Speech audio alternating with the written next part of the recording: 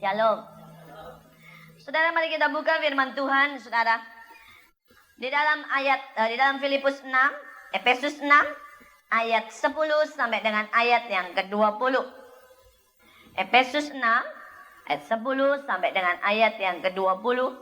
Saudara, ini adalah ayat-ayat yang biasa yang saudara sudah dengar tentang peperangan rohani. Tapi saya berdoa supaya hari ini saudara menangkap dan menjadi pelaku firman.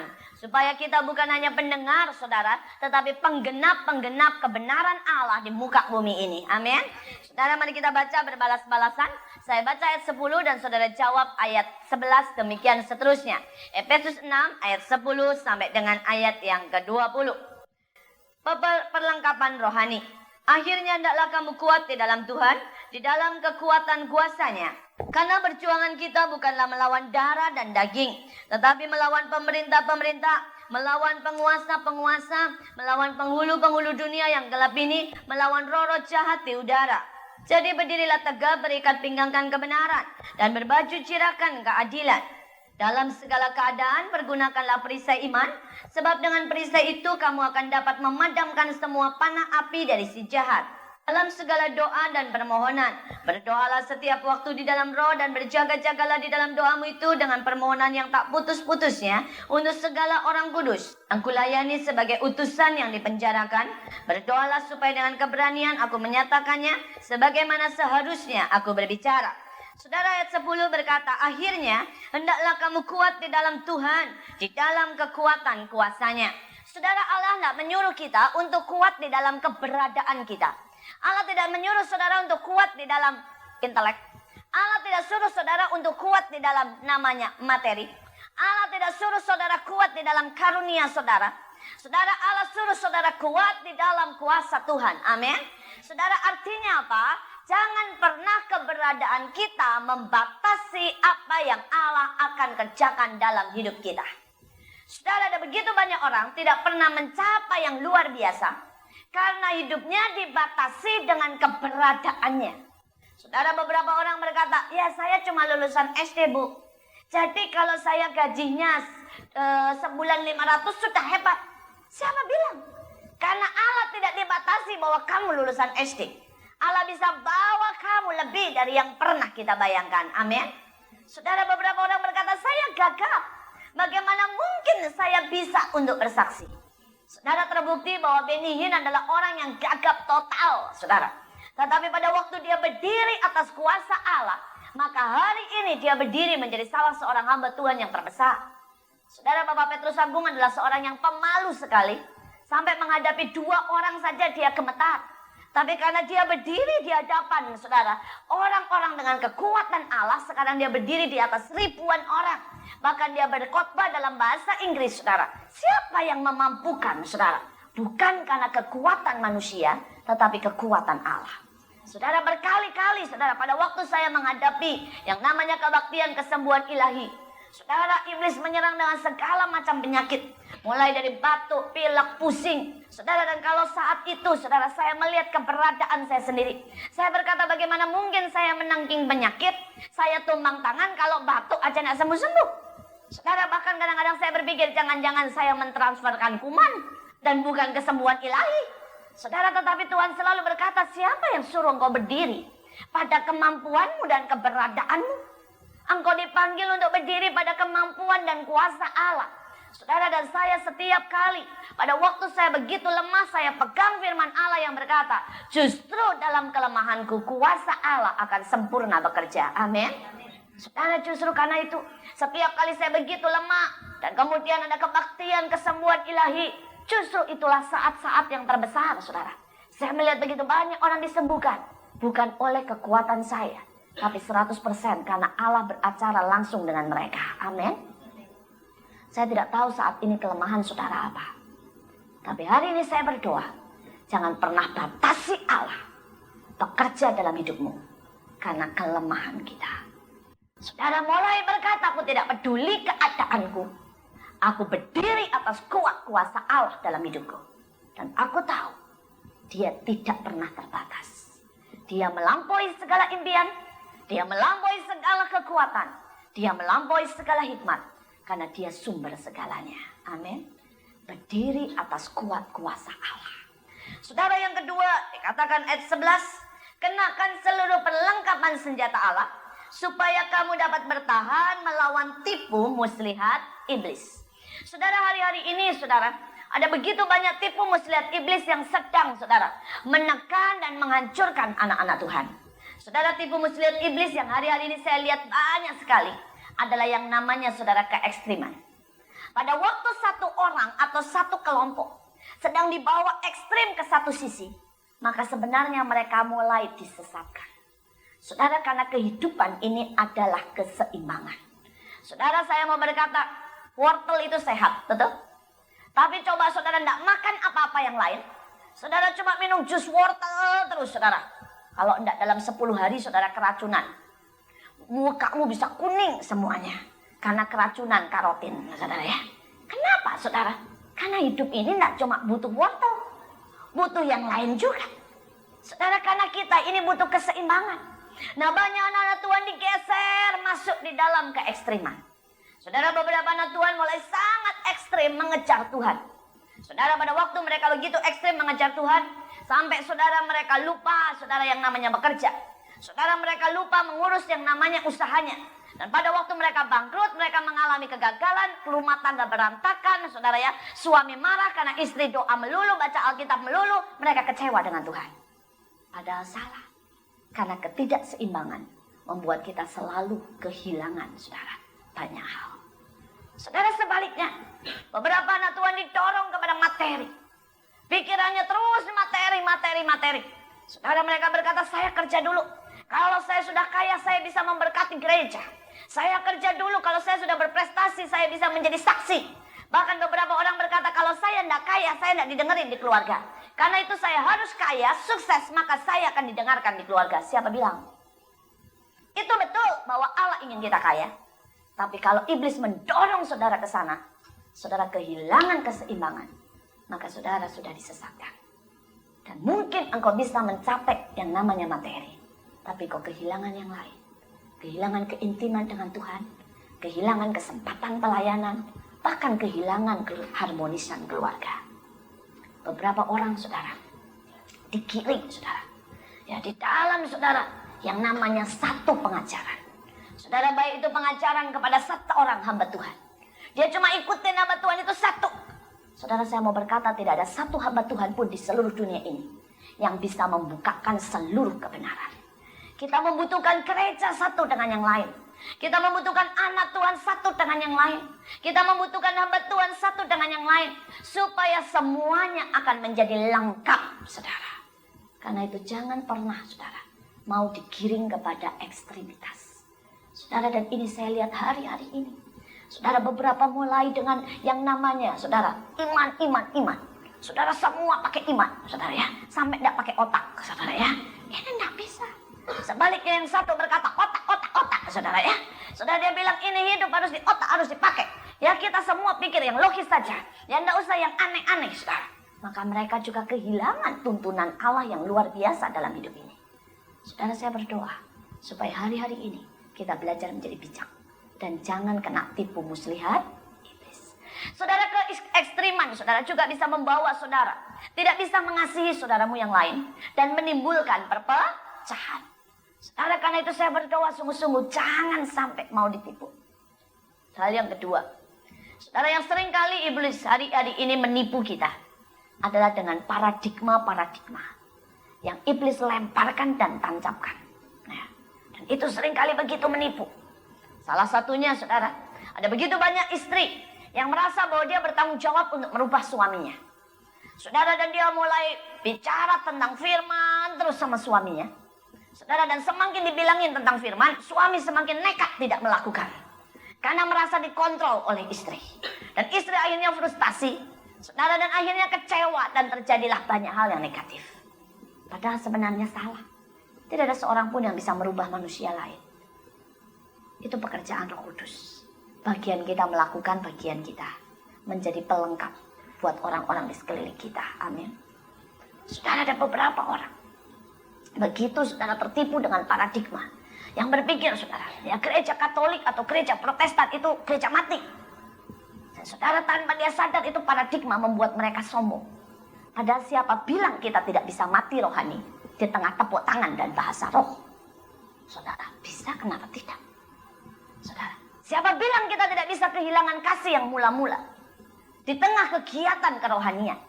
Siapa bilang? Saudara, siapa bilang kita tidak bisa kehilangan Roh Kudus di tengah bahasa roh? Siapa bilang? Bahasa roh bisa menjadi sesuatu yang keluar dari mulut tanpa ada api sama sekali, tanpa ada kuasa sama sekali. Paradigma-paradigma itu bisa membuat orang begitu tertipu, saudara, dan kehilangan apa yang Allah mau dalam hidup kita. Saudara, kalau kita mau bahas tentang begitu banyaknya paradigma yang iblis tancapkan, saudara, kita butuh satu session sendiri nanti. Tapi saya mau katakan, hati-hati dengan begitu banyak paradigma yang iblis tancapkan, yang seringkali menyelewengkan dari kebenaran yang sesungguhnya. Dari kebenaran yang sesungguhnya.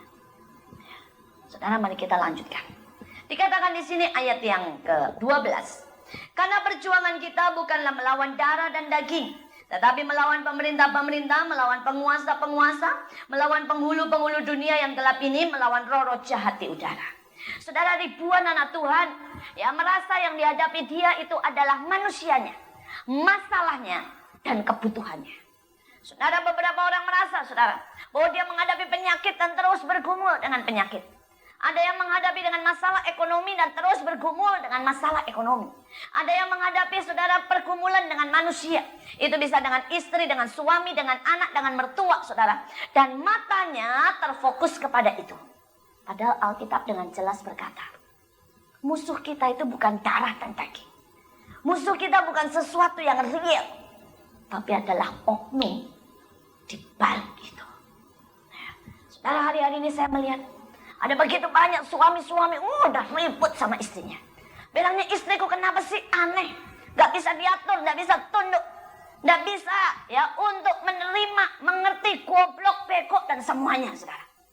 Tapi dia tidak melihat apa yang sedang mencengkeram istrinya dan hidupnya, sehingga membuat dia begitu, saudara, marah hari-hari ini. Saudara, ada beberapa orang yang berkata, Bu, saya sudah tidak tahan lagi, karena di antara kita sudah tidak ada cinta. Saya terlanjur jatuh cinta dengan perempuan lain. Begitu indah, memukau. Ya, dia luar biasa beda dengan istri saya. Coba aja kawin setahun, kalau tidak lebih parah dari istrinya. Saudara, tetapi saat itu dia tidak lihat apa yang di balik itu. Dia tertipu dengan pemandangan yang nyata. Hati-hati, saudara, hati-hati. Kita ada di dalam zona peperangan yang mengerikan. Banyak anak-anak Tuhan tidak tahu bahwa hari-hari hidupnya adalah sebuah medan peperangan. Saudara, seorang teman saya, saudara, dia ada di kesibukannya, saudara. Salah satunya adalah pembina olahraga. Pada waktu PON yang lalu, saudara, dia berada di sana dan dia berkata, wow, mengerikan. Dia bilang, bangsa kita ini bangsa klinik benar-benar. Pada waktu PON itu semua pakai dukun, semua rebutan jimat, semua rebutan yang aneh-aneh. Ya, yang olahraga besi, cari kakek-kakek. Nah, yang olahraga balap sepeda, saudara, ada yang namanya tua-tua sudah berada di bagian finishnya, bakar kemenyan, saudara. Ada yang bawa gentongan air-air, dikasih minum, disiramin tuh semua atlet. Saudara, semua pakai. Saudara mungkin berkata, oh itu cuma olahraga. Siapa bilang? Saudara, pejabat, salah satu teman saya juga seorang pejabat. Dan dia berkata ini pada waktu pemilihan DPR, MPR dan sebagainya. Saudara, semua dukun sedang naik daun atau sedang panen. Karena semua orang bayar, saudara, ya, untuk meluruskan jalannya menuju kursi DPR dan MPR. Saudara, dan saudara berkata, oh itu kan cuma urusan begitu. Saudara, seseorang lagi yang lain dia bicara, saudara, bagaimana pengusaha-pengusaha sekarang. Mereka semua cari tempat, ya, pakai dukun. Saudara mau daftar jadi karyawan, dilihat dulu. Mulai dari yang agama apalah, Buddha, Hindu, semuanya dilihat. Ya, oh ini bawa hoki, ini enggak. Nah, yang ini apa itu yin and yang-nya, oke. Yang ini yin and yang-nya lewat, saudara ya. Dilihat semuanya. Jadi kemanapun saudara sedang melangkah, kita ada di dalam satu medan peperangan. Saya membaca sebuah artikel dari dokter-dokter yang terlaris di Indonesia, saudara. Saudara, 80% dari dokter-dokter yang terlaris punya pegangan. Dia bilang supaya bisa lihat pasien tepat mengobatinya. Ada beberapa dia bilang saya semedi. Ya saya pakai supaya mengobati pasien jadi baik. Saudara, kita sedang ada di zona peperangan yang seringkali kita tidak sadar. Saudara, saya kasih lagi beberapa kesaksian supaya wajah dan mata saudara terbuka. Saudara, saya punya seorang teman dan dia punya toko, dan tokonya ini setiap hari merugi. Meruginya bukan karena tidak laku, tetapi karena saudara, barang yang dijual dengan uang yang masuk itu selalu banyakan barang yang keluar. Tidak tahu bagaimana, saudara. Saudara, ya itu tidak tahu kesalahan penjualnya atau ada tuyul yang nyuri. Tidak tahu lah, saudara ya. Pokoknya selalu rugi. Dihitung benda yang keluar sekian, yang uang yang masuk kurang. Tekor, selalu tekor. Saudara, dan pertama dia marah dengan orangnya. Dia coba buat lebih teliti. Saudara, dan segala macam. Saudara, dia tulisin semua labelnya supaya tidak ada yang salah label. Saudara, tetapi tetap terjadi. Sampai akhirnya Tuhan berkata, sampai kapan kamu sadar bahwa engkau tidak menghadapi darah dan daging, tapi engkau menghadapi penguasa-penguasa di udara. Saudara, dan saat itu dia berkata, ya Tuhan, sorry. Saudara, dan dia begitu marah dengan iblis. Dia mulai puterin tokonya itu dan dia mulai berkata, di dalam nama Yesus, stop segala pencurian mulai hari ini. Stop setiap kerugian, kesalahan manusia, kebebalan. Wah, dia tengking, dia usir, dia marah sama iblis. Dia murapi, dia berdoa, dia nyanyi di situ. Dan dia bilang, heran loh. Dia tuntut iblis mengembalikan semuanya. Sejak itu dia bilang, selalu lebih, tidak pernah kurang. Jadi barang yang dijual dengan uang masuk ini lebih terus. Bukannya cocok, lebih terus. Dia bilang, benar-benar dikembaliin loh yang aku dicuri. Saudara lihat, ada sesuatu di balik itu. Saudara, saya masih ingat yang terjadi pada waktu saya di Belanda. Saudara, saya sekolah di Belanda, saya sekolah arsitek di sana. Dan pada waktu itu, saudara, setiap tahun itu kami mesti memberikan surat studi resultan. Dan surat itu menentukan apakah kami masih boleh tinggal, saudara, di Belanda, atau kami harus pulang karena didapati tidak sekolah dengan benar. Saudara, dan surat itu sangat penting setiap tahun. Dan kan ada ribuan anak, saudara, yang sekolah di sana. Dari Indonesia, dari Persia, dari mana-mana, saudara ya, dari Iran, dari mana-mana, saudara, sehingga surat itu tidak pernah dikeluarkan, saudara, 2 kali. Dan surat itu juga tidak pernah, saudara ya, bisa diminta lagi dalam setahun, saudara. Itu sudah peraturan, kami semua tahu. Nah, dengan rutinnya, saudara, sekolah akan mengirim surat itu, saudara, ke rumah kita. Ya, kalau memang sudah waktunya, setahun sekali kami dapat studi resultan. Saudara, dan pada waktu itu saya sudah waktunya untuk pergi ke polisi, memperpanjang izin tinggal saya. Surat itu tidak datang-datang. Saudara, saya pergi ke sekolah dan sekolah dengan gampang menjawab, sudah kami kirimkan 2 minggu yang lalu. Tapi itu tidak ada. Tidak datang, saudara. Padahal itu harusnya 1 hari sampai ke tempat saya. Saudara, dan saya mau ngecek kemana lagi. Akhirnya saya nangis, saya berdoa, saya bilang, Tuhan, kenapa? Tuhan jawab, kenapa kamu tidak berperang? Kamu tahu bahwa ada banyak kuasa kegelapan yang tidak suka kamu tinggal di sini. Dia berusaha mengusir kamu keluar dari negeri Belanda. Saudara, saya perang. Saya marah, saya bilang, iblis, lepaskan surat itu. Saya tidak tahu di mana surat itu. Lepaskan dalam nama Yesus. Saudara, itu sudah kurang 3 hari. Saya doa, saudara. Paginya sudah selesai malam itu saya doa. Paginya saya keluar, saudara, dari flat saya, saudara ya. Kemudian saya naik lift. Dan waktu saya mau naik lift, seseorang langsung berkata, kamu dari kamar sekian? Oh iya, saya dari kamar sekian. Terus dia bilang, ini loh suratmu. Dia bilang, surat ini sudah ada 2 minggu di tempat saya. Setiap kali saya mau taruh dan kasih ke kamu. Jadi rupanya tukang posnya itu salah masukin surat itu. Saudara, orang itu 5 rumah di sebelah saya. Ya. Saudara, dan 5, jadi kan kami flat ya, kami rumah susun lah istilahnya, saudara ya. Jadi 5 rumah di modelnya gini, cecer, saudara, panjang. Saudara, 5 rumah di rumah saya. Saudara, dan dia bilang setiap kali saya mau bawa surat ini saya lupa. Setiap kali saya nyari, hilang. Jadi kalau dia ingat, hilang. Tapi kalau misalnya dia tidak ingat, lupa ya. Namanya tidak ingat pasti lupa, saudara ya. Kalau dia lupa, saudara ya, sudah ada suratnya tapi lupa. Dan itu terus. Dan saya kan nggak tahu surat itu di mana. Dia bilang, tapi pagi ini saya mau keluar.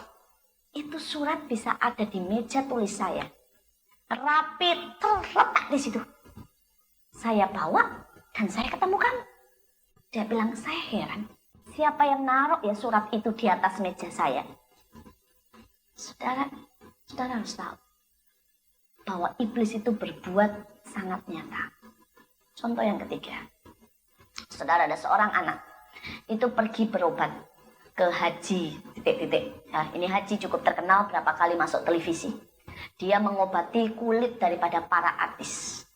Saudara, pokoknya katanya, saudara ya, kulit yang modelnya kayak apapun ya, belong-belong dan sebagainya. Kalau kena ramuan dia, itu bisa mulus, ya, bagus kembali, saudara, hanya dalam waktu 1 bulan. Saudara, dan kemudian saudara, ini anak kesana karena tertarik, saudara ya. Saudara, pada waktu dikasih ramuannya, ada syaratnya. Syaratnya itu tidak boleh melihat cermin selama 1 bulan. Dia bilang, kok aneh syaratnya? Iya, nanti partikel-partikel cermin itu tidak baik katanya, saudara ya.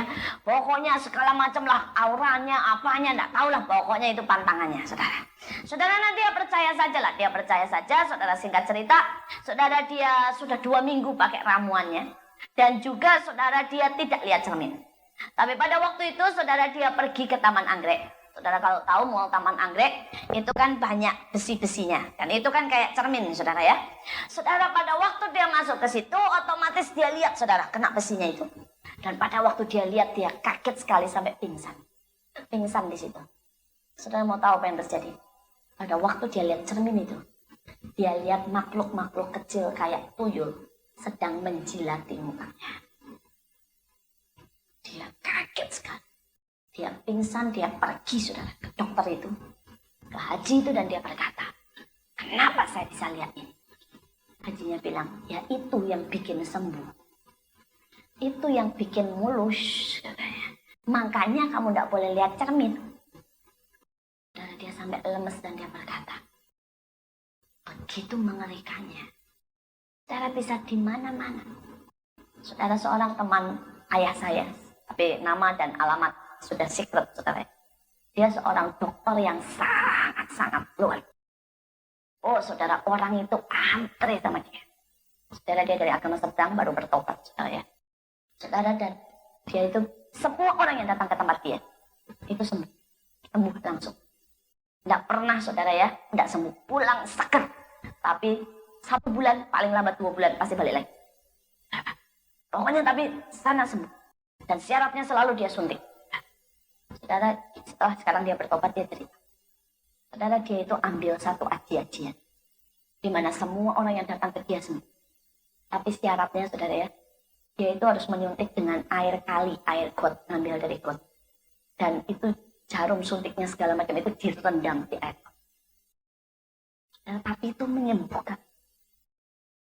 Bayangkan, kalau saudara tidak berwaspada, tidak melihat yang di balik itu, saudara akan tertipu dengan begitu banyak hal. Tapi kalau kita punya Roh Kudus, maka Roh Kudus akan menghibur, menolong, dan menuntun kita. Amin. Kalau saudara mau pergi ke dokter, tiba-tiba tidak sejahtera, sudah jangan. Nah, saya tidak anti dokter, tidak. Ayah saya juga dokter gigi kok. Saudara. Tapi belajarlah, saudara, untuk mengerti kita hidup di kancah peperangan. Kita tidak pernah tahu kapan peluru itu diledakkan. Kita tidak pernah tahu musuh kita sedang merencanakan apa. Saudara, saya bisa cerita begitu banyak hal. Saudara, tadi pagi saya ditelepon, saudara, sama seseorang. Dia punya, saudara ya, dia punya kontainer banyak, saudara. Tidak bisa keluar dari pelabuhan. Saudara ditahan. Dan kemudian saudara kakaknya, dia sudah anak Tuhan sungguh-sungguh. Tapi kakaknya ini masih, saudara, pakai segala macam. Dan kemudian saudara, kakaknya bilang, oh, temanku sudah ngeliatin. Itu kontainermu ditahan sama jin. Jadi itu yang namanya daerah bea cukai tidak akan bisa keluarin. Terus dia tantang, kamu bisa apa? Kamu orang Kristen bisa apa? Tapi kalau kamu serahkan sama saya akan panggil jin yang lebih besar untuk mengambil surat itu dan bebas dalam sehari. Sekarang pertanyaan. Itu teror double. Pertama sudah diambil, diteror lagi lewat yang lain. Saya berdoa dan saya berkata, saya panggil dia Ci, please, tetap setia. Please, tetap bertahan. Jangan pakai itu. Ya. Dia bilang, aku didesak. Dari segala macam cara. Aku didesak supaya aku berkompromi. Tapi saya berkata, please, tetap setia. Saudara, ini hari-hari di mana iblis akan pakai begitu banyak cara. Dan kita harus tahu, bukan anak kita yang rewel. Ada beberapa teman saya berkata, kenapa ya? Anak saya bisa nakal, rewel. Saya bilang, kamu berdoa. Kamu tumbang tangan enggak untuk itu? Saya bilang, enggak. Ini bukan yang kita lawan dan tapi oknum di balik ini. Oknum di balik. Saya berdoa supaya ini membuka pikiran saudara. Apa yang saudara saat ini sedang hadapi? Coba saudara sungguh-sungguh berdoa. Tanya apa yang di balik. Mari kita lanjutkan. Saudara, kita lihat ayat yang selanjutnya, ayat 13. Sebab itu ambillah seluruh perlengkapan senjata Allah, supaya kamu dapat mengadakan perlawanan pada hari yang jahat itu dan tetap berdiri sesudah kamu menyelesaikan segala sesuatu. Saudara, dikatakan di sini, saudara suruh diam dan bertahan atau suruh apa, saudara? Coba baca. Sebab itu apa, saudara? Ambillah seluruh senjata Allah. Beberapa anak Tuhan berkata, sejak kita lahir baru, Tuhan Yesus pelindung kita, Dia gembala kita yang baik. Karena itu saya tidak usah apa-apa, Tuhan perlindungan kita. Betul? Betul. Tapi tidak berhenti sampai di situ. Saudara, kita dibawa lebih lanjut untuk belajar menjadi pahlawan-pahlawan dan tentara-tentara Tuhan. Amin. Saudara, pada waktu saudara bayi, pada waktu kita punya anak bayi, dia memang belum bisa apa-apa. Maka otomatis kita sebagai ibunya menjaganya, betul kan?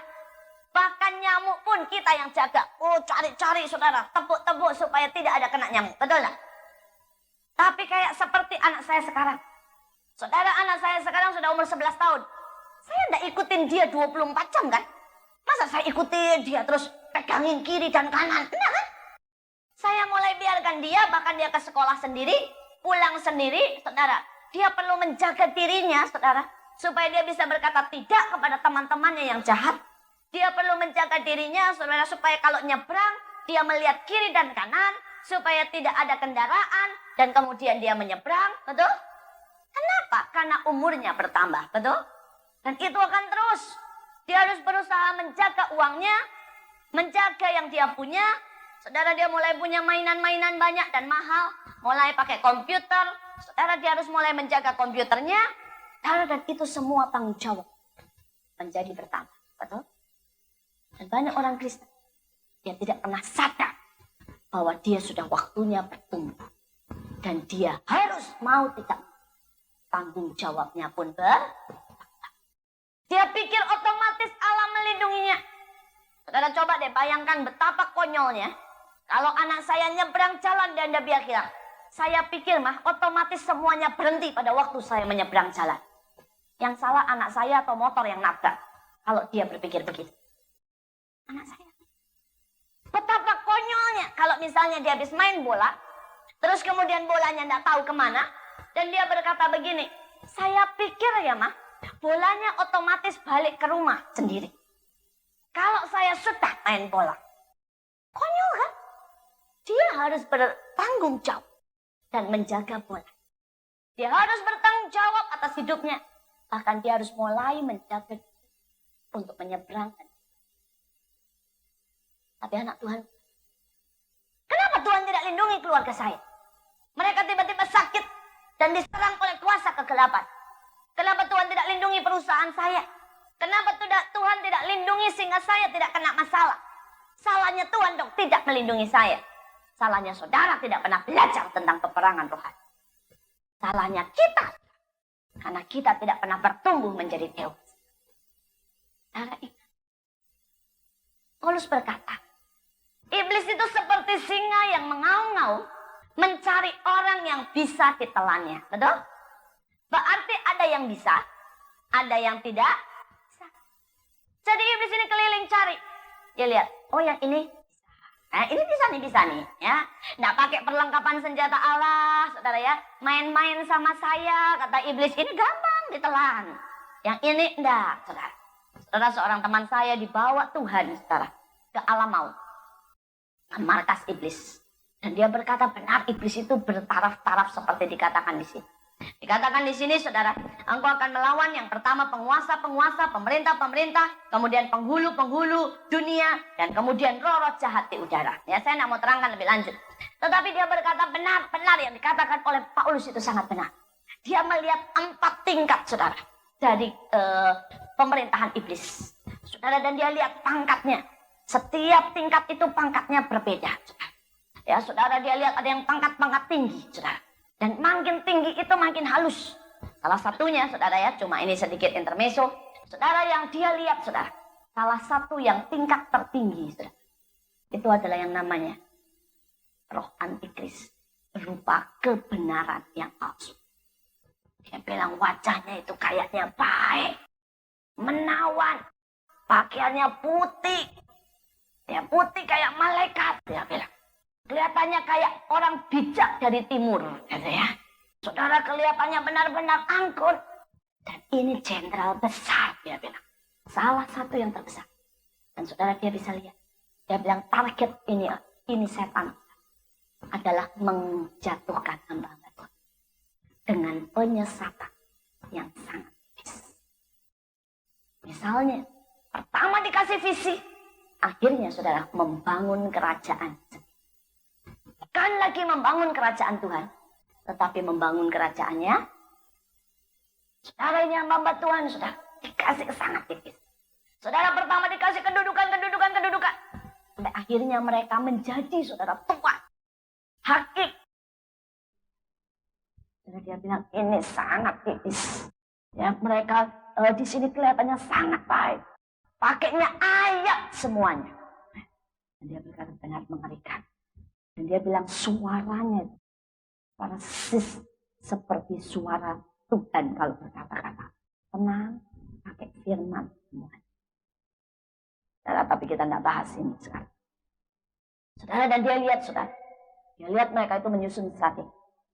Saudara, dan kemudian dia bilang, itu iblis punya daftar komplit anak-anak Tuhan.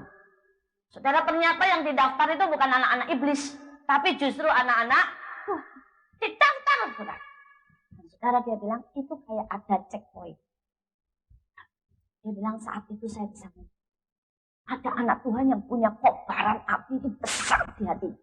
Gitu menyala, saudara. Penuh dengan roh. Saudara, dia bilang itu bisa kayak setiap kali nama disebut ya. Misalnya nih, sebut nama saya. Indriati, gitu saudara ya. Keluar. Set. Iblis bisa kelihatan. Lihat, set. Gitu.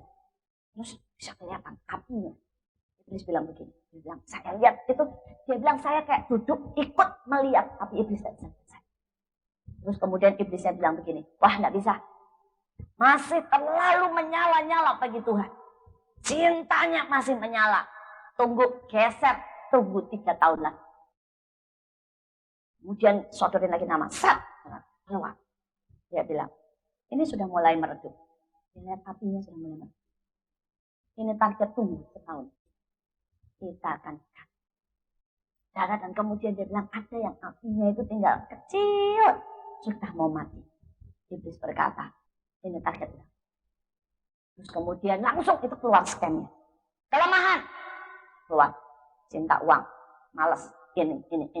Dia bilang setan yang sesuai dengan kelemahan. Nah, misalnya di situ kelemahannya adalah cinta uang. Dia bilang setan duit itu urusan jadi. Ada yang kelemahannya keluar perempuan. Keluar, dia bilang, cari siapa yang paling cantik, paling bagus. Hadapi, jatuh. Saya lihat rapatnya. Dan dia bilang, aduh benar. Iblis itu mencari orang-orang yang bisa hari-hari. Mari kita periksa. Kalau iblis punya cek, saudara dan saya juga harus mengecek diri kita sendiri. Amin. Jangan sampai iblisnya ngecek, kitanya enggak ngecek. Karena iblisnya tahu keadaan kita, kitanya tidak tahu keadaan kita sendiri. Itu wahyu. Engkau menyangka engkau kaya dan memperkaya banyak hal, padahal engkau buta, telanjang dan melarat. Tahu ayatnya itu? Berarti ada banyak orang Kristen tertipu dengan keadaan. Saya berdoa supaya kita malam ini, Tuhan berikan aku sungguh-sungguh pengertian, kewaspadaan, dan melihat dari caramu melihat, supaya jangan aku tertipu dengan keadaan. Saudara minta biar Allah membongkar, biar Allah sendiri menghidupkan kita, dan menunjukkan kelemahan kita. Dan saya percaya kalau kita bertobat, Allah akan membentengi dan memperbaharui itu. Amin. Nah, karena itu saya berdoa supaya hari-hari ini kita mengambil perlengkapan. Dikatakan jelas, ambillah seluruh perlengkapan senjata. Yang kedua dikatakan supaya kamu dapat mengadakan perlawanan. Jadi artinya saudara tidak diminta untuk bertahan, tapi saudara diminta untuk mengadakan perlawanan. Saudara diminta untuk berdoa. Saudara diminta untuk berbahasa roh dengan suara keras. Saudara diminta untuk mengurapi rumah saudara. Saudara diminta saudara untuk mendirikan panji-panji. Saudara diminta saudara ya untuk saudara mulai berkata-kata pengakuan secara kuat dengan firman Allah. Saya bisa tambahin lagi deretan bagaimana saudara mengadakan perlawanan dengan kuasa-kuasa. Begitu banyak anak Tuhan tidak pernah mengadakan. Mereka tidak sadar. Karena saya bersyukur, saya melihat itu dalam hidup anak saya, dalam hidup segala sesuatu. Saudara, anak saya barusan ikut konser doa se-Bekasi. Dan pada waktu dia mau ikut operet, saudara ya, gurunya langsung berkata, saya bersyukur mempunyai guru yang begitu keras, saudara ya. Pertamanya saya juga tidak tega. Nah, saya baru umur 11 dan 9 tahun, saudara, dan semua anak-anak kecil paling besar, saudara umur 13 tahun. Saudara, dan gurunya berkata, siapa yang mau ikut sebagai pemain, sebagai penyanyi, choir, pemimpin pujian, mesti puasa 3 bulan. Puasa nonton televisi dan puasa main PlayStation. Orang tua aja belum tentu bisa ya, untuk puasa seperti itu. Nah, tapi saya lihat, dia bilang, pokoknya yang tidak bisa puasa keluar, tidak usah ikut.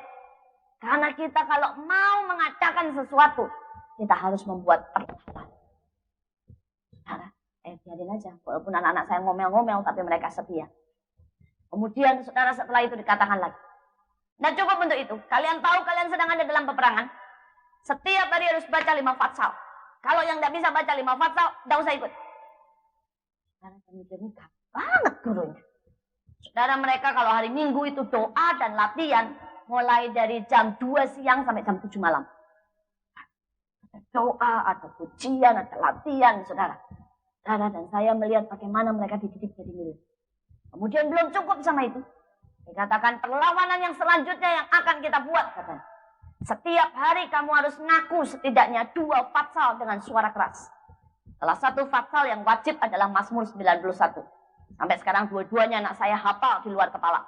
Karena 3 bulan setiap hari mengucapkan itu dengan suara keras.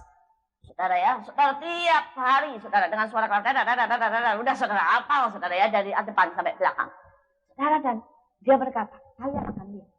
Mereka yang setia dan tidak setia. Ibu guru tidak usah cek, bapak guru tidak usah cek. Kalian akan. Dan kami. Anak saya termasuk salah satu yang saya bersyukur setia. Dia terus baca tiap hari. Ngantuk-ngantuk pun sebenarnya sudah siut-siut masih baca Mazmur 91. Saudara ya. Saudara, dia bilang tidak mau, tidak mau ada 1 hari pun yang bolong. Ngeri. Teman-temannya mulai beli. Beberapa teman mulai bohong. Jadi dia melewatkan, saudara ya, komitmen-komitmen itu. Saudara, ada yang jatuh, ada yang ditabrak, ada yang sakit. Dan mereka langsung sadar bahwa sungguh mereka sedang menghadapi peperangan yang sesungguhnya. Mereka tahu, tanpa mereka membuat perlawan, maka mereka kalahkan cepat atau lambat. Saya berdoa supaya saudara mengerti dan kita sedang ada di dalam satu keadaan yang serius, 100% serius. Ya, jangan bermain-main lagi. Ambil perlengkapan Dan kemudian adakan perlawanan. Amin. Jangan tunggu sampai diserang. Ada waktu tiba-tiba diserang. Bangkrut. Kenapa ya kok bisa bangkrut? Tiba-tiba suaminya leweng. Kok bisa ya? Istri jatuh cinta sama orang lain. Waduh. Ini kita sedang ada di neraka. Sekarang kita lanjut. Kita lihat saudara ayat 14. Jadi berdirilah tegap. Berdiri tegap adalah satu sikap hati. Saudara artinya waspada. Suatu malam saya bangun. Kemudian dia berkata, Ma, ya saya mimpi. Saya lihat ada setan api. Ya, dengan bahasa dia lah saudara ya. Itu kayak api. Dia bilang, mau menyerang rumah kita. Dan saya bilang, oke kita berdoa. Saya langsung saudara tutup bungkus semuanya. Kita berdoa dalam bahasa roh. Saya urapi rumah itu saudara. Yang mengerikan jam 4 pagi saudara. Itu 2 rumah dari rumah saya seberang. Tapi ya ada satu jalan dan seberang saudara. Saudara itu kompor gasnya meledak. Dan rumah itu terbakar. Saudara itu membuat saya benar-benar sadar. Bahwa iblis sedang mengintai. Dan pada waktu kami tolak. Itu langsung kena yang baik. Saudara kami sekali waktu oleh anak-anak. Kami mempunyai yayasan. Untuk anak-anak pemulung, anak-anak jalanan saudara. Nah saudara. Sekali waktu anak-anak ini datang dan berkata, Kakak, ada dukun-dukun ya, yang malam ini mau bersatu untuk membunuh 1 orang paling sedikit di antara kakak-kakak. Saudara, bisa saja kita santai dan berkata, ya anak kecil, ya, dia sih cuma mikir yang enggak lah. Saudara. Tapi saya bersyukur pada waktu itu, saudara, teman-teman saya langsung mengambil sikap. Dia telepon saya dan saya bilang, oke, kita semua berdoa. Ya saudara, dan mereka doa puasa, anak-anak ini doa puasa, nyanyi saudara. Kami berdoa, kami buat saudara jam rantai ya, doa rantai saudara ya. Untuk melindungi saudara yang mengerikan. Besok paginya kami dengar 3 dukun di tempat itu mati dalam satu. Saudara yang satu mati jam 11, satu mati jam 12, satu mati jam. Saudara semua sih alasannya jantung. Ya, jantung. Tapi saudara tahu betapa? Jadi rupanya mereka memberikan serangan. Dan kalau serangan tingkat tinggi, pada waktu kami berkata kami balikkan semua serangan. Itu tidak pernah tanpa mencabutnya. Itu berbalik menyerang mereka. Saudara, karena itu kita harus waspada. Ini pertempuran sungsung. Saudara, kami tidak pernah berdoa untuk mereka mati. Tapi kita harus waspada. Saudara, benar-benar waspada. Tiap kali kita kecolok. Seorang teman bersaksi. Saudara, Tuhan tiba-tiba mengatakan 1 nama. Tuhan berkata, doa puasa buat orang ini. Dan layani. Saudara, tetapi karena kesibukannya dia kerja dan belum full time. Dia tunda. Ketiga, orang ini tabrakan naik motor. Saudara, dia nangis. Dia berkata, Tuhan, jangan tanggungkan nyawa kita. Tuhan berkata, aku sudah memberitahu pada saudara seorang teman yang lain. Karena pada waktu itu dia sedang deal sama seorang teman. Semuanya sudah dicek begitu bagus. Tapi malam itu, saudara, istrinya gelisah. Dan kemudian istrinya mimpi bahwa ada yang tidak beres. Pokoknya mimpinya kacau. Tapi artinya ada yang tidak beres dengan temannya itu yang mau deal. Tapi dia berkata pada waktu dia bilang sama suaminya, seperti biasa suaminya tanya, ya tidak beres apanya? Ya tahu. Ya, saya cuma mimpi. Mimpinya itu tidak beres pokoknya. Terus kemudian, ya itu sih karena ketakutanmu. Kamu kan selalu khawatir. Saudara, akhirnya suaminya tanda tangan dia. Karena ternyata semua pembukuan itu palsu. Semua palsu. Dan pada waktu saudara ya, mereka menjalankan setahun itu bangkrut. Dan yang mesti mengganti rugi yang terlibat itu miliar. Saudara, ini hari-hari di mana kau sudah dijaga. Baca. Allah itu Allah yang memberitahu. Roh Kudus dikatakan akan memberitahu segala sesuatu. Amin. Tapi seringkali kita tidak waspada. Kita berpikir semuanya oke-oke saja. Dan ini membuat ada begitu banyak yang tercuri di hidup kita. Kita lanjutkan. Dikatakan setelah itu saudara, berikat pinggangkan kebenaran. Kebenaran. Salah satu kebenaran yang jelas adalah firman Allah. Saudara, dan saya berdoa supaya saudara belajar untuk mengucapkan firman Tuhan ini dengan suara keras. Pengakuan dan juga melakukan.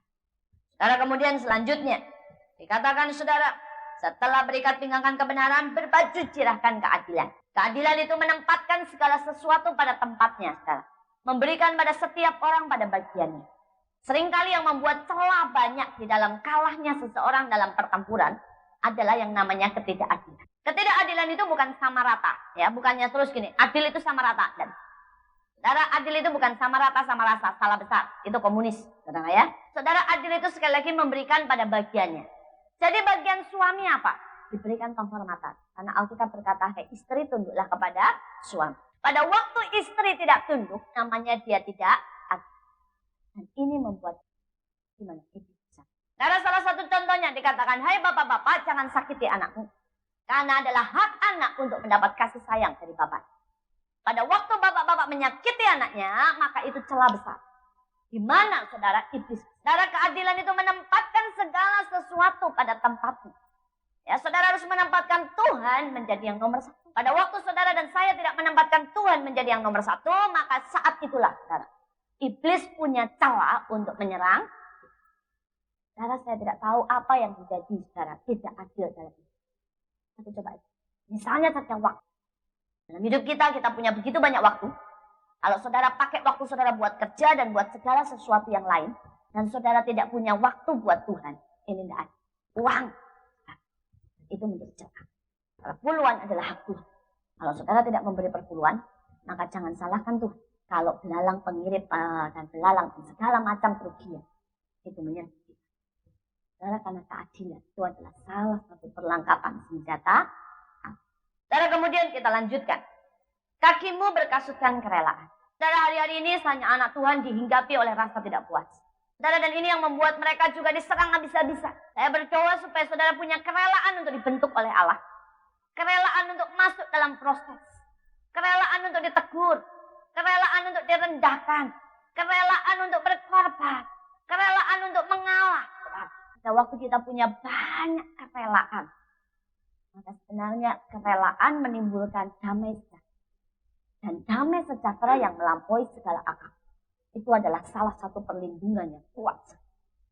Pada saat seseorang mulai kehilangan damai sejahtera, biasanya dimulai dari kehilangan kerelaan. Gua kagak rela dia dihina.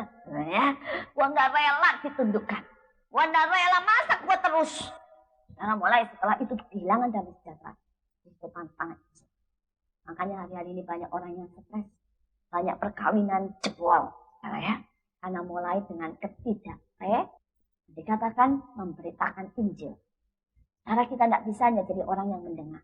Kita harus menjadi orang yang meneruskan firman. Amin. Saudara, ini akan menjadi satu yang kuat. Saya bersyukur saudara bahwa setiap hari saya khotbah. Saudara, saya itu setiap hari khotbah. Dan sebenarnya saudara, seringkali saya khotbah buat diri saya sendiri. Pada saat saya sedang lemah sekali, saya akan khotbah tentang ayat-ayat yang memberi kekuatan. Dan setiap kali saya khotbah saudara, saya sedang menguatkan diri saya. Dan saya lihat ini menjadi benteng perlindungan. Sebaliknya juga, kalau saya ini khotbah kemana-mana, itu jadi benteng perlindungan. Karena kalau saya mau berbuat apapun, mikir dulu. Jangan cuma ngomong ya, coba dilakukan. Ya, itu jadi benteng perlindungan. Saya bersyukur saudara pada waktu saya share buat anak saya. Misalnya tentang tidak boleh marah. Kalau saya sudah mau marah nih, nada udah tinggi, anak saya bilang jaga damai sejahtera. Katanya tidak boleh marah. Saudara, nanti baru saya mau bilang. Saudara, saya mau bilang sama anak saya, pernah sekali waktu saudara, dia batuk, saudara ya. Terus kemudian saya bilang sama dia, kamu pakai iman atau pakai obat? Dia bilang pakai iman. Terus saya ngomong begini, ya sudah, kalau mau pakai iman. Habis siang saya tanya lagi, sudah sembuh belum batuknya? Saya bilang, kalau belum, ya jangan makan kerupuk, jangan makan es. Terus anak saya bilang, katanya iman. Kalau sudah berdoa, percaya engkau sudah menerimanya. Kenapa masih nanya? Katanya, kenapa masih keluar larangannya es dan kerupuk tidak boleh? Katanya, kan sudah sembuh. Saya bilang, tapi mama masih dengar batuknya. Katanya, walaupun tidak melihat, percaya. Katanya, saudara, itu membuat benteng perlindungan. Akhirnya saya tidak bisa lari kemana-mana. Saudara, itu membuat benteng perlindungan. Yang lebih lucu lagi, saudara. Kali waktu, saudara, saya ke Taman Anggrek. Dan pada waktu saya ke Taman Anggrek, saya pesan gado-gado. Saya pesan gado-gado. Dan kemudian saudara, saya dilewatin terus. Kan dapat nomor tuh saudara ya. Saya ingat saya nomor 7 saudara. Itu dilewatin terus saudara. Sampai sudah nomor 11, dipanggil 12. Iya sih, dia kok dilewatin terus. Akhirnya saya datang. Dek, saya bilang ya, saya nomor 7, kenapa itu nomor 11 sudah dipanggil, nomor 7 tidak dipanggil? Terus dia bilang, karena kita sedang buat gado-gado semua, Bu. Ibu pesannya karedok, belum, katanya ya. Jadi karedok nanti, saudara ya, gadok. Lagi-lagi zamannya gado-gado. Udah, saya tunggu. Dilewatin terus, panas juga. Saudara ya, balik lagi. Saya bilang, Dek, kalau gado-gado terus kapan karedoknya? Ya. Dia bilang, maaf Bu, soalnya yang ngulek itu biasanya 3. Sekarang yang ngulek cuma 1. Jadi sekarang gado-gado sudah berhenti, tapi bukan karedok. Satu lagi, tidak tahu, lotek katanya ya. Jadi nanti karedok masih nunggu, katanya saudara. Udah, saya nunggu lagi. Saudara, dan saya waktu itu sama teman saya bilang begini. Ini 10 menit lagi, ya. Dia tidak panggil saya marah juga. Saudara, ada panas saudara. Udah nunggu setengah jam cuma buat makan karedok, saudara ya. Saudara, kemudian saya 10 menit, saya datang lagi. Saya bilang, Dek, karedoknya mana? Nah, langsung dia ngomong begini. Bu Iin ya? Loh kok bisa tahu? Saya sudah ragu-ragu tadi dari suaranya. Yang ketiga saya yakin. Saya ini jemaat Sungai Yordan, Bu. Saya sering dengarkan khotbah Ibu. Langsung saudara ya. Saudara hilang sudah. Mau marah gimana? Hamba Tuhan. Karena kan saat itu saya bilang, untung aku belum meledak ya. Aduh, ya. Saudara, tapi saudara saya mau berkata itu perlindungan. Itu sungguh-sungguh perlindungan, saudara. Dan itu sering kali terjadi. Saya sudah jengkel. Saudara, tapi setiap kali saya mau marah, saudara, teman saya bilang, jangan-jangan ada jemaat loh, ya. Jangan-jangan ada yang lihat loh, ya. Saya kadang-kadang udah, aduh, gitu, saudara. Saya bilang, gua labrak juga, gini ya, saudara. Saudara, itu perlindungan. Karena itu saudara rajin-rajin memberitakan ini, ya. Supaya itu jadi perlindungan yang kuat. Double, saudara ya. Double, saudara. Dan itu akan membuat saudara makin hari, ya, makin saudara berjalan pada jalur yang benar, saudara, pada jalur yang benar. Saudara lanjutkan. Kemudian setelah itu saudara dikatakan dan perisai iman. Ya, saya percaya saudara tahu. Saudara, kita harus mengobarkan dan membuat besar perisai. Perisai iman itu saudara bisa kecil kalau saudara tidak pernah memakai. Saudara, kalau saudara baca tentang iman, Yesus pernah berkata kepada murid-muridnya, kecil iman, betul? Dia berkata, kenapa kamu tidak percaya? Ya, berarti iman itu bisa kecil, bisa besar. Saudara, dan di dalam bahasa aslinya, Yesus itu pernah 2 kali bicara soal iman. Yang pertama bilang besar dan kecil, saudara. Tapi yang kedua itu bicara tentang lama dan pendek. Pada waktu dia lihat Petrus, saudara, berjalan di atas air, dan gelombang datang, kemudian dia tenggelam, saudara, sebenarnya dalam bahasa aslinya, dia tidak pakai kecil iman. Tapi dia berkata pendek iman. Ya, saudara, artinya gini, kamu sudah punya iman, cukup besar. Tapi waktunya itu loh, cuma sebentar. Tiba-tiba ayat yang lain berkata begini, kasihmu seperti kabut pagi. Ya, imanmu seperti kabut pagi. Yang sebentar ada, kemudian cepat berlalu. Nah saudara, iman ini perlu dikobarkan.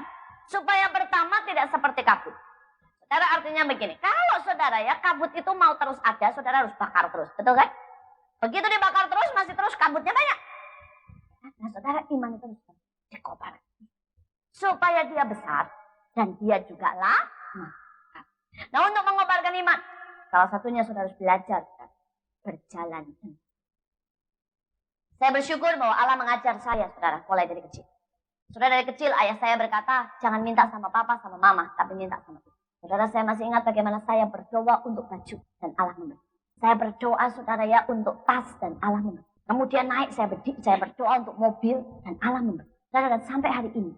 Saudara, hari-hari ini, saudara, Tuhan sedang memanggil saya ya untuk membangun sekolah untuk anak jalanan, pemulung dan sebagainya. Saudara, dan kami memulai start dengan 50 juta. Dan hari ini TK dan SD sudah berdiri 4 lantai. Saudara. Dan habis biaya semuanya 10 miliar dalam waktu 8. Saudara, kalau saudara berkata ya, bahwa saya mendadak punya iman sebesar itu, saudara selesai. Saya mulai memupuknya sejak saya umur 3 tahun. Saudara, hari-hari ini saudara orang telepon sama saya. Saya ingat saudara arsiteknya, saudara ya, dan bendahara saya. Pada waktu saudara kami mulai mau start membangun. Kami sudah hitung semuanya. Nah, saya juga arsitek, kami hitung. Dan saya berkata, berarti setiap bulan kurang lebih kita butuh 1 M untuk pembangunan. Saya bilang, iya. Terus bendahara saya cuma ngomong begini. Dia panggil saya Cik. Bilang gini, Cik, kamu berani enggak? Pokoknya aku mah ngikut imanmu deh, katanya ya. Kamu berani ikut, katanya ya. Saudara, kemudian kontraktornya dan arsiteknya, pemimpin proyeknya tanya, Bu, emangnya saya Bu? Nanti, Bu, orang tuh banyak, kalau manggil saya ada Kak, ada Bu, ada Nyak, segala macam. Tidak apa-apa lah, terserah. Mau manggil Dik juga ada. Ya. Saudara dan saya, dia panggil Bu. Bu, dia bilang, saya nekat. Kalau ibu nekat, saya nekat.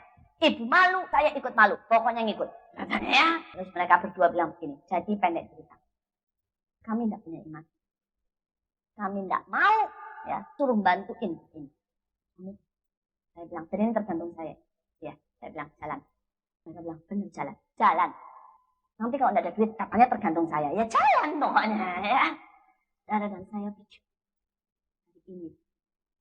Kalau saudara tanya, apakah ada hari-hari di mana saya lebih lesu capek? Kadang-kadang pagi yang begitu baik. Saya itu gemetar. Pada waktu saya begitu gemetar, saya mulai mengobatkan. Saya berkata, Tuhan, Engkau yang memulai, Engkau yang mengakhiri, Engkau yang berkata bangun, maka aku percaya Engkau yang akan menyediakan. Saya berkata, saya ini kan cuma congos. Engkau Tuhan, masa Engkau tidak bayarin? Tuhan, jangan pernah lupa bayar bilnya. Saya ingatkan Tuhan terus dan saya koparkan. Kadang-kadang kalau itu belum cukup, saudara, saya pasang kaset khotbah. Itu sehari bisa 5, saudara, 6. Saya putar segala macam kaset khotbah supaya masuk nih. Dan kalau ada perkataan-perkataan yang bagus, saya bilang amin, amin, amin. Kenapa? Karena iman itu harus dikobarkan. Saudara, dan kalau saudara sekali-sekali pergi ke Bekasi, saudara tanggal 20 November, saudara ya, nanti habis lebaran jam 5 sore. Kami akan mengadakan grand opening untuk sekolah ini. Ya, dan saudara bisa melihat kemuliaan Tuhan. Sungguh saudara, kalau saya buat grand opening itu bukan buat apa-apa. Saya cuma pengen supaya seluruh sekolah itu dipenuhi oleh puji. Saya cuma mau berkata, Tuhan, aku kembalikan semua buat Engkau. Engkau yang memulai dan Engkau yang menyudahi. Sampai hari ini saya terkagum-kagum dengan tangan Tuhan. Saya kalau lihat sekolah itu saya bilang, aku tidak punya duit loh. Kok bisa berdiri? Saya punya jemaat 5.000 tapi anak pemulung, janda, saudara tukang cuci, supir angkot. Kalau ngasih kolektor 1.000-an, saudara ya. Kalau bisa berdiri dalam waktu 8 bulan.